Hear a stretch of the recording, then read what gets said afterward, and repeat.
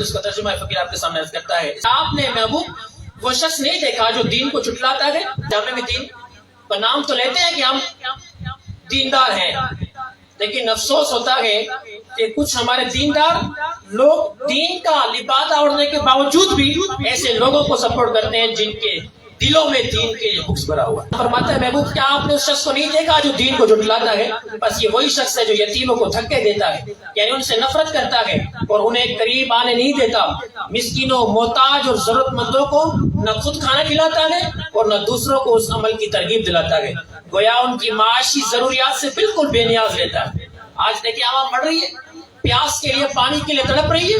لوگ خودکشیاں کر رہے ہیں، لیکن ہمارے سیاستدان کو کوئی پرواہ نہیں،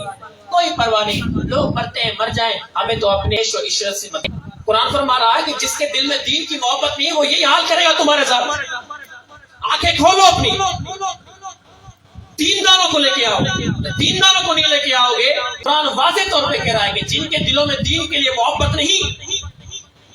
ہاں لوگ کہتے ہیں کہ ہاں ہمارا سیاستدان تو بڑا عاشق رسول ہے، زبان سے کہنا ہو رہا ہے، منافق بھی تو سرکار اس تک بارگاہ میں آتے تھے اور کہتے تھے یا رسول اللہ ہم قسم کھاتے ہیں ہم بڑے عاشق رسول ہیں، لیکن جب جان دینے کی باری آتی تھی تو گھر میں چھپ کے بیٹھ جاتے تھے۔ جب ناموس رسالت پر سفیر کو نکالنے کی باری آئی تو یہی ہمارے سیاستدان یہی بات کرتے ہوئے نظر آئے کہ ہمارا معیشت تباہ ہو جائے گی، لیکن جب اپنی کرسی کی بات آئی تو پھر معیشت کی پرواہ نہیں، پھر کہتے ہیں گھر میں دو، اب باہر نکلو، اب معیشت تباہ نہیں ہو رہی۔ اگر آپ کو اپنے ملک سے محبت تھی تو اب آپ عوام کے اندر یہ جذبات، یہ انتشار کیوں پھیلا رہے ہیں؟ جب ناموس رسالت کے لیے مجاہدین نکلے تھے تو آپ کہتے تھے کہ یہ شریر لوگ ہیں، ملک کو نقصان پہنچا رہے ہیں، لیکن اب آپ اپنے کرسی کے لیے، تخت کے لیے نکلیں گے تو اب آپ شریف نہیں ہیں، آپ انتشار پھیلانے والے نہیں۔